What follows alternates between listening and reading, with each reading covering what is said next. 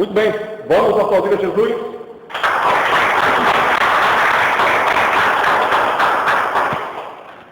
O que eu quero falar com vocês hoje, nesta manhã de domingo, é sobre como ter uma atitude de campeão. Nós divulgamos essa pregação, essa palestra durante a semana, pelos meios eletrônicos, também saímos, entregamos panfletos e tal. E nós estamos fazendo um trabalho para que as pessoas realmente conheçam quem é esse Jesus, Jesus da esperança, esse Deus maravilhoso, e realmente para que a gente também conheça quais as atitudes que nós devemos tomar, atitudes de verdadeiros campeões. Abra suas Bíblias em Gênesis capítulo 4, no versículo 7. Gênesis 4, 7. Diz assim: se procederes bem, não é certo que serás aceito? Se todavia procederes mal, eis que o pecado jaz à porta. O seu desejo será contra ti, mas a ti cumpre dominá-lo. O procedimento da atitude que nós tomamos vai determinar que tipo de campeão nós somos ou nós seremos. É muito comum a gente ver na televisão jogadores de futebol começaram muito pequenos, tal, às vezes até em escolinhas de futebol, mas para eles chegarem até o nível que eles estão, os mais famosos, que a gente acaba conhecendo através da mídia, eles tiveram a atitude, talvez não a atitude na vida deles em si, porque a gente acaba vendo que muitos jogadores não têm atitudes na vida fora do estádio, fora do campo, atitudes boas. Mas eles conseguiram fazer com que essa atitude deles, em cima do dom que eles têm, sobressaísse acima de tudo. Então, se tornam grandes jogadores, se tornam grandes campeões. A palavra de Deus diz aqui em Gênesis, no capítulo 4, versículo 7, ele diz: se procederes bem, não é certo que serás aceito? Se todavia procederes mal, eis que o pecado jaz à porta, e o seu desejo será contra ti. Mas a ti cumpre dominá-lo. As nossas atitudes no nosso dia a dia muitas vezes nos fazem sair fora do caminho. Muitas vezes nos fazem pecar, nos fazem andar em caminhos tortos, nos fazem falar coisas que não queremos falar, nos fazem agir da maneira que não queremos, às vezes no trânsito, no nosso supermercado, no banco, em qualquer tipo de fila, ou talvez até entrando em algum lugar, talvez recebendo visitas em casa, enfim. Agora, a palavra de Deus diz em Gênesis que o pecado já está na porta, ou seja, está próximo da gente. E diz assim: o seu desejo será contra ti. O desejo que nós temos será contra nós tentarmos para esse pecado. Mas diz a Bíblia: a ti cumpre dominá-lo. Por que Deus falou isso? Simples, porque Deus nos deu o livre-arbítrio. Muitas vezes atribuímos todo tipo de injustiça, todo tipo de erros nossos ao inimigo. Mas muitas vezes os erros que nós cometemos fazem parte da nossa natureza humana. Mas é muito fácil ficarmos culpando aquele um ou aquele outro, sabendo que nós muitas vezes é que temos esse erro. Então cumpre a gente dominar o lado mais fraco que nós temos na nossa vida. Falar sobre Davi é uma coisa muito interessante. Davi, como se conhece na Bíblia, foi um homem de grande atitude desde o início. Uma das atitudes que Davi tinha era a coragem. Davi nunca recuava em uma situação. Muitas vezes ele tomava uma decisão e acabava percebendo que a decisão que ele tinha tomado não era certa. Ele até voltava, mas voltava para passar por outro caminho onde ele sabia que ia chegar ainda mais longe. Quando o rei Saul estava perseguindo Davi uma vez estava dentro de uma caverna, ele e seus exércitos. Então o rei Saul, como todo ser humano, bateu aquela leve dor de barriga, e o rei Saul achou então aquele buraco, uma caverna, e ele foi lá, para fazer o que vocês já sabem. Quando o rei Saul chegou lá, Davi e todos os seus capangas estavam lá podendo matar o rei Saul. Por 3 vezes, Davi teve a chance de matar Saul, porque Saul estava perseguindo Davi pela inveja. Mas Davi entendeu. Ele disse: ai de mim fazer mal ao ungido de Deus. Davi entendeu que mesmo que Saul estivesse perseguindo ele, estivesse fazendo todo tipo de mal, até querendo matá-lo, ele entendeu que Saul mesmo assim tinha sido designado por Deus. E digo mais, se Saul não tivesse perseguido Davi por todo aquele tempo, não dando mérito a Saul, sim a Deus, mas se o rei Saul tivesse perseguido Davi por todo aquele tempo, por mais de 10 anos, Davi nunca teria se tornado o que ele se tornou. O rei Saul, mesmo prejudicando Davi, ele tornou Davi um grande campeão. Ele tornou Davi um homem forjado de guerra, um homem que sabia o que queria. E Davi se tornou, então, o maior rei de todos os tempos. Não houve nem antes dele, nem depois dele, um rei com tanta benevolência. Nem o próprio filho dele, Salomão, apesar de ter muito mais riqueza que Davi, teve a benevolência que Davi teve por ser tão amado como o rei Davi foi. Em 1 Crônicas 22:13, Davi disse ao seu filho Salomão, ele disse: "Sê forte e corajoso, não temas e não fique desanimado." Essa atitude de Davi mostra um caráter que Davi tinha impressionante. Esse caráter que Davi tinha sobressaía nele, que era a coragem, e ele nunca desanimava. Por isso, ele falou isso para Salomão. Agora, quando nós temos dentro de nós um caráter duvidoso e atitudes de fracasso, é muito fácil nós falarmos para as pessoas que elas não vão conseguir, que elas são fracas, que o que elas colocaram não dá certo. Eu estive algumas semanas no meu trabalho visitando uma empresa, e aquela moça tinha aberto aquela empresa naquela semana. Eu cheguei lá na quarta-feira, ela tinha aberto na segunda-feira. Ela botou, na verdade, uma farmácia veterinária. É algo que não é muito comum, se vê muito pet shop, se vê clínica veterinária, mas farmácia veterinária a gente acaba não vendo. Mas ela acabou fazendo algo que as pessoas têm medo de fazer. E isso é uma atitude de campeão, ou seja, fazer as coisas que as outras pessoas têm medo de fazer. Como eu já falei aqui, existe aquela máxima, não sabia que era impossível, por isso foi lá e fez. Então ela disse para mim que na mesma segunda-feira à tarde, ela abriu de manhã, uma pessoa apareceu lá e disse: "Você abriu uma farmácia veterinária? Isso aqui não vai dar certo. Isso aqui não é uma coisa que funciona nessa cidade." Então eu cheguei na quarta-feira, conversei com ela me explicou o que tinha acontecido, e eu disse para ela: "Não creia no que as pessoas dizem para você. Creia no que Deus colocou no seu coração. Faça. Se não der certo, firme seus calcanhares e faça de novo. E faça de novo, até dar certo." O medo é comum. Você abrir um negócio agora, isso é uma coisa fácil de entender, mas o medo não pode ultrapassar a sua coragem. Siga em frente e você vai conseguir. Ela ficou animada, radiante, e com certeza, eu acredito, se ela perseverar firme, se ela aguentar, vai dar certo. A palavra de Deus diz em Hebreus 10:35, diz: "Não rejeite, pois, a vossa confiança, que tem grande e avultado galardão." Quando nós esquecemos da confiança que nós temos dentro do nosso coração, a confiança que Deus já colocou em nós, então nós acabamos ficando fracos e sem coragem. Eu conheço uma história do pastor Luiz, que muitos conhecem, lá de Garuva. Quando ele começou, há 30 anos, ele estava numa pequena igreja, as coisas estavam caminhando, mas de alguma forma o pastor Luiz começou a analisar que coisas não estavam dando como ele acreditava que era. Na verdade, as igrejas não estão erradas. Na verdade, nós somos um corpo de Cristo. Cada um faz como acredita ser o certo, como Deus toca no coração das pessoas. Mas aconteceu que Deus tocou no coração dele, para que ele saísse e abrisse uma igreja para ele. Ele tinha um desejo disso. Despertou isso dentro do coração. Com muito esforço, com muita luta, as pessoas falavam que ele não ia conseguir, que agora ele estava abandonado, estava sozinho. Mas o pastor Luiz nunca desistiu do que Deus tinha colocado no coração dele. A atitude dele sempre foi ir em frente, ir em frente. Depois de ter já 7 igrejas abertas, ele resolveu abrir a 8ª igreja.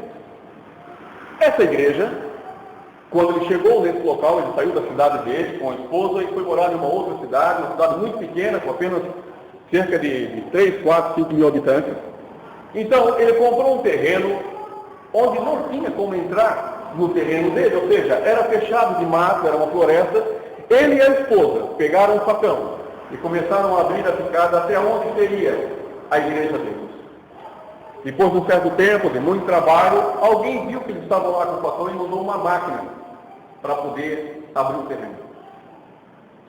Não muito além disso, foram trabalhando e não havia membro nenhum na igreja, mas eles estavam lá firmes e fortes, construindo a igreja. sem ter um membro sequer naquela cidade. Ele sempre dizia, a casa de Deus eu até faço, mas os membros da igreja, Deus é que vai mandar. A semente ele vai plantar, mas Deus é que vai mandar as pessoas virem até a igreja. Um certo tempo, conversando com ele está feliz hoje, está quase já se aposentando. Então ele me contou que certa vez ele estava lá, espalhando uma brisa asfáltica lá na região da igreja dele, onde ele atua. Então era um dia de sol muito quente, ele estava lá com a pai, ele e a esposa, e ele orou para Deus firmemente. Ele disse, Senhor, por favor, manda uma máquina aqui para espalhar essa brisa asfáltica, porque a gente não tem mais força. Eles são pessoas já de idade.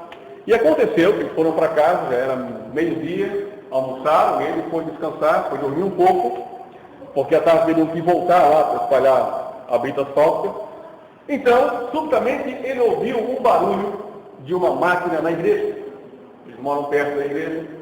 Ele levantou, olhou e disse, Senhor, obrigado, porque tu enviaste a máquina que eu tanto queria para espalhar a brita nessa nossa igreja. Depois que o homem espalhou a brita toda com a máquina, ele olhou lá no outro lado da rua. O homem bravo, mas muito bravo. O homem queria, na verdade, tirar os cabelos fora. Ele não entendeu por quê, e aí ele conversou com o maquinista disse, essa aqui é a igreja tal. Ele disse, não, essa é a igreja X. Rapaz, era para ter espalhado a brita na igreja tal. Ou seja, o pastor da outra igreja estava lá furioso, porque ele estava espalhando brita na igreja do pastor Luiz. Ou seja, foi um erro? Não. Para o homem pode ter sido erro, mas o pastor Luiz foi no favor de Deus que aconteceu.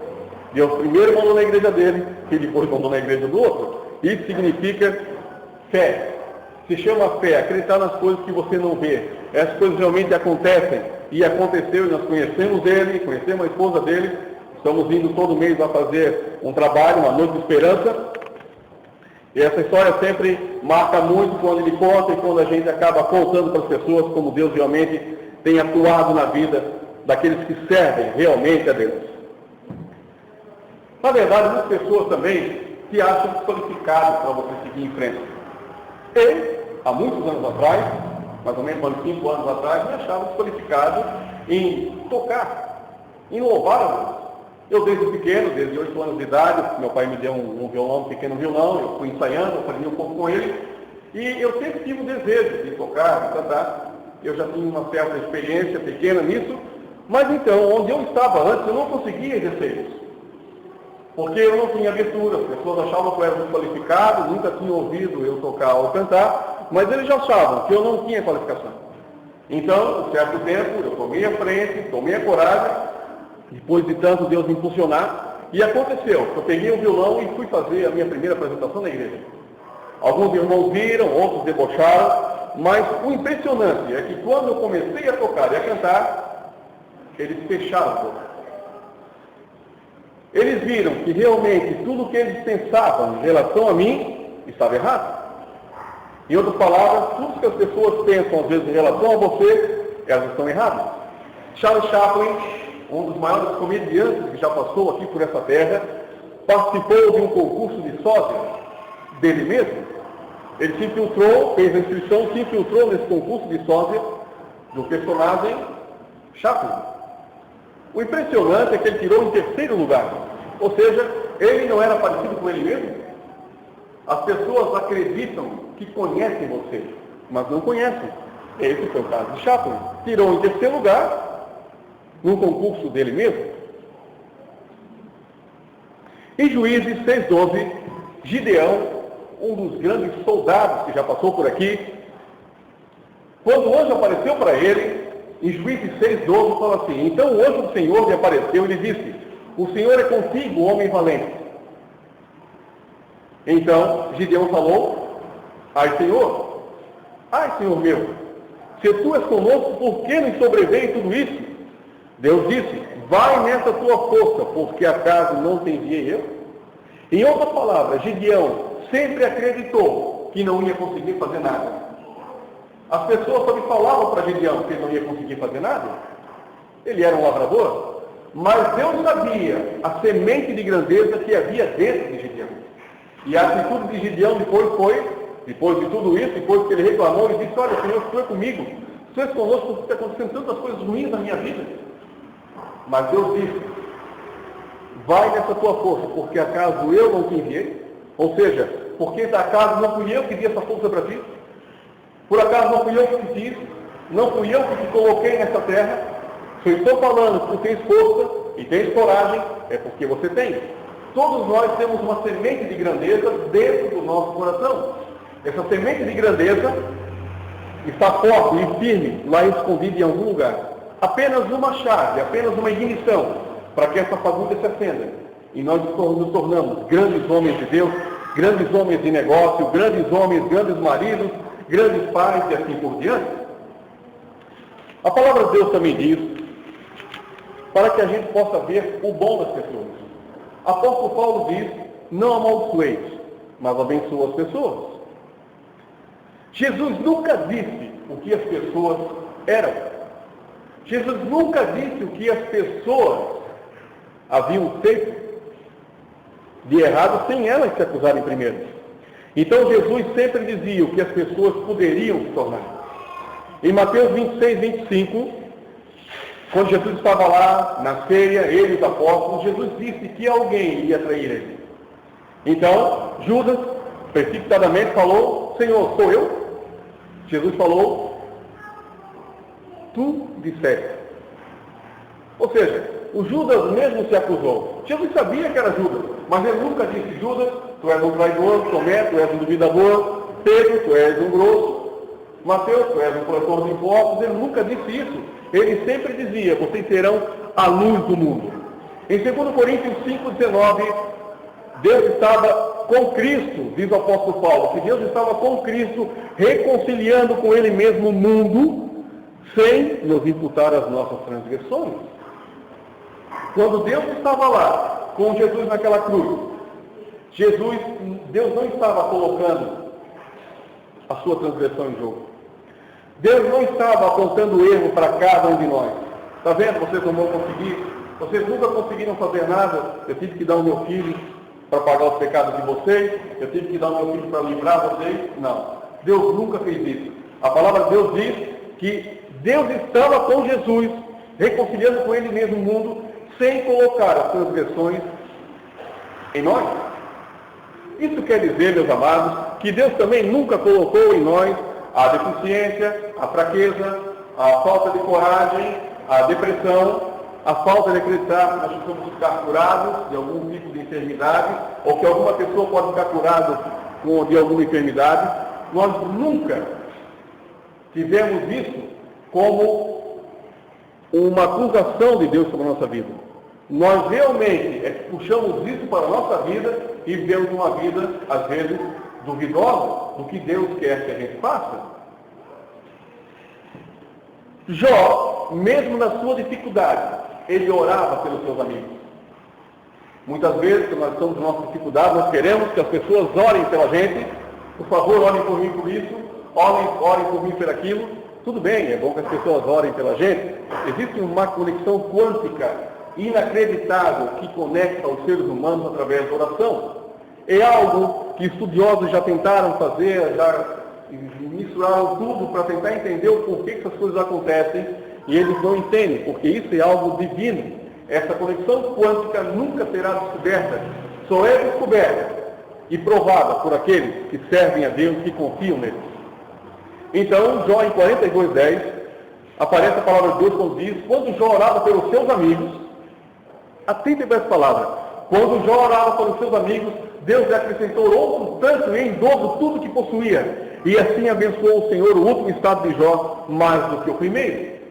Jó estava em dificuldade, ele estava lá triste, desanimado, estava lá com todo tipo de enfermidade, a mulher acusando ele, os amigos acusando ele, e mesmo esses amigos que estavam acusando Jó, ele orava por esses amigos.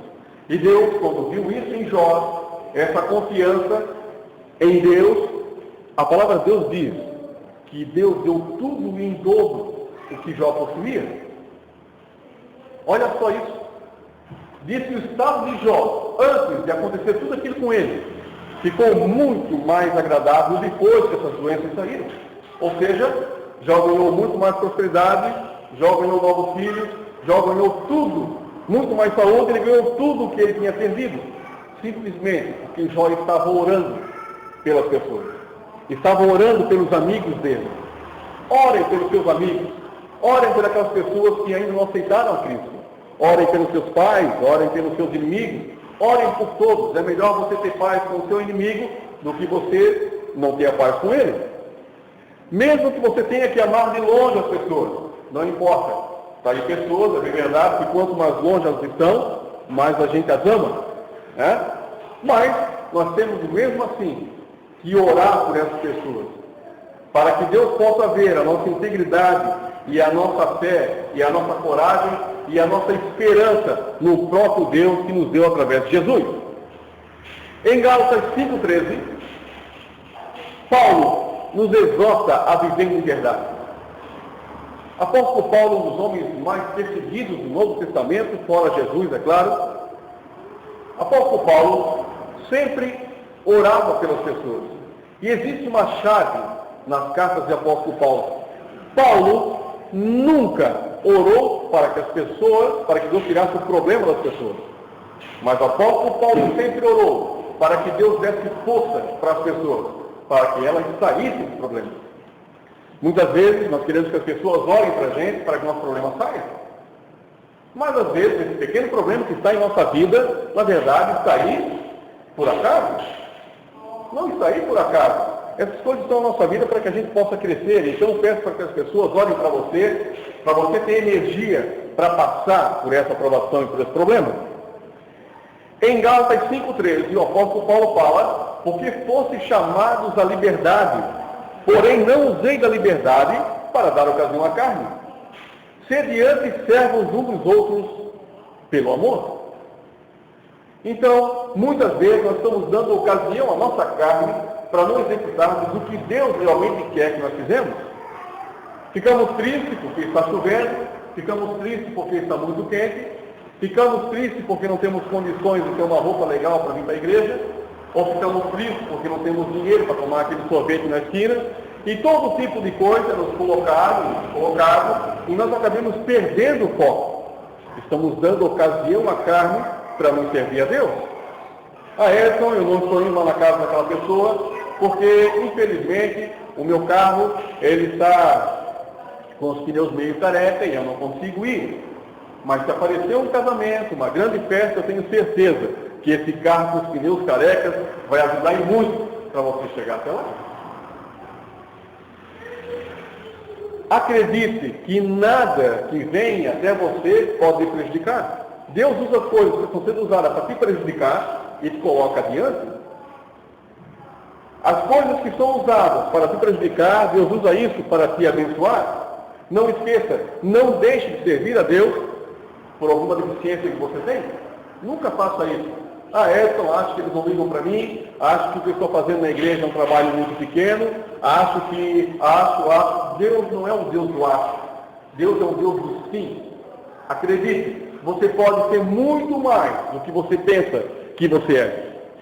Em Efésios 3,20, a palavra de Deus diz: ora, aquele que é poderoso para fazer infinitamente mais do que tudo quanto pedimos ou pensamos, conforme o seu poder que opera em nós.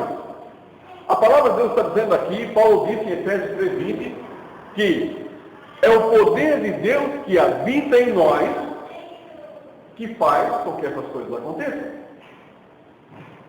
Ora, aquele que é poderoso para fazer infinitamente mais do que tudo quanto pedimos ou pensamos, conforme o poder que habita em nós.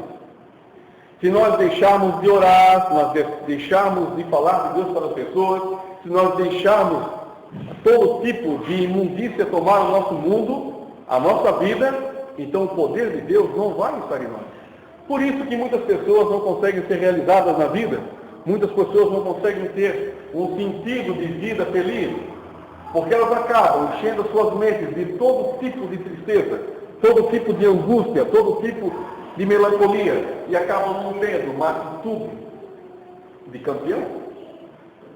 Como nós temos uma atitude de vencedor, uma atitude de campeão, então esse poder de Deus acaba habitando em nós e nada nos é impossível.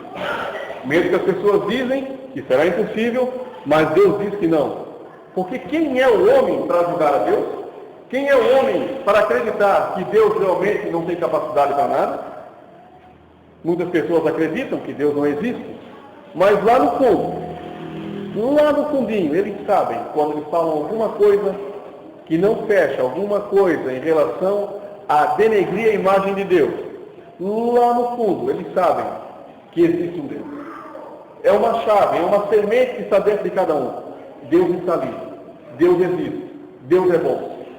Irmãos, lembre-se, Deus pode fazer muito mais do que tudo aquilo que pedimos ou pensamos, desde que o poder dele esteja em nós. Tenha uma atitude de campeão. Tenha uma atitude de vencedor. A partir de hoje diga: Deus, eu sei que estás comigo e não há nada nesse mundo que eu não possa fazer se tu estiver comigo.